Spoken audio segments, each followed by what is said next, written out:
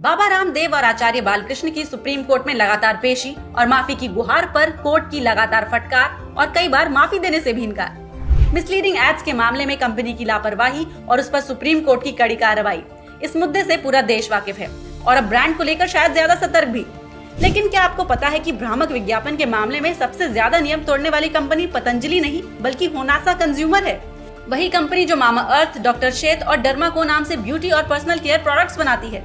Company के करीब 186 विज्ञापन को नियमों का उल्लंघन करते हुए पाया गया है। ये चौंकाने वाला आंकड़ा सामने आया है आस्की यानी advertising standard council of India की रिपोर्ट में। दरअसल आस्की ने बीते वित्त वर्ष में 8000 से ज्यादा विज्ञापनों की जांच की और उनमें से 98% को नियमों का उल्लंघन करते हुए पाया। इनमें से 3000 से ज्यादा विज्ञापन देने वाले तो गंभीर तौर पर कानून का उल्लंघन करते हुए पाए गए।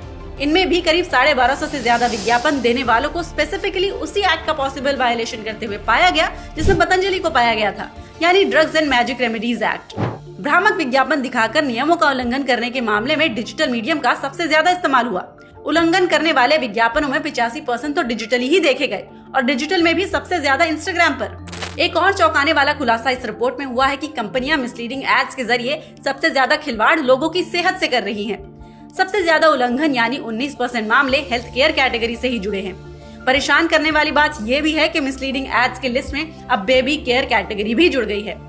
बीते दिनों नेस्ले के बेबी फूड प्रोडक्ट और बॉर्नवीटा में एडेड शुगर का मसला इसके कुछ उदाहरण ही है। ये पहली बार हुआ है कि बेबी केयर कैटेगरी टॉप 10 उल्लंघन करने वालों में शामिल हो गई है। इसकी सबसे बड़ी वजह है इन्फ्लुएंसर्स का बिना डिस्क्लोजर के प्रोडक्ट्स और सर्विसेज को प्रमोट करना। भ्रामक विज्ञापन के मामले में रम्मी, विंडैडी जैसे अवैध सट्टेबाजी करने वाली कंपनियां 17% मामलों के साथ उल्लंघन के मामले में दूसरे नंबर पर है और इसके बाद पर्सनल केयर के 13% मामले, 12% मामले एजुकेशन से रिलेटेड हैं और 10% मामले फूड और बेवरेज कंपनियों के मिसलीडिंग एड्स से जुड़े हैं। नियमों का उल्लंघन करने वालों में कुछ ऐसे नाम भी हैं जिनके प्रोडक्ट आम लोगों में फेमस भी हैं और भरोसेमंद भी, जैसे कि हिंदुस्तान यूनिलीवर, फर्स्ट क्राई, पराग मिल्क फूड्स और तो और ऑनलाइन एजुकेशन कोर्स बेचने वाली अनअकैडमी की parent company sorting head technologies ने भी नियमों को तोड़ा है। ग्राहकों को मिसलीड करने वाले इन विज्ञापनों में इन्फ्लुएंसर्स की भागीदारी भी कम नहीं है। आस्की की रिपोर्ट के मुताबिक इन सब भ्रामक विज्ञापनों के ऐड में 104 मशहूर सेलिब्रिटीज को भी ऐड करते पाया गया है। इनमें से ज्यादातर केस ऐसे हैं जहां सेलिब्रिटीज ने प्रमोट किए जा रहे प्रोडक्ट या सर्विस को लेकर ठीक से जांच पड़ताल ही नहीं की। हाल ही में कोर्ट साफ कर चुका है कि अगर कोई एड मिसलीडिंग मिलता है तो प्रमोट कर रहे इन्फ्लुएंसर्स भी उतने ही जिम्मेदार होंगे जितना की कंपनी।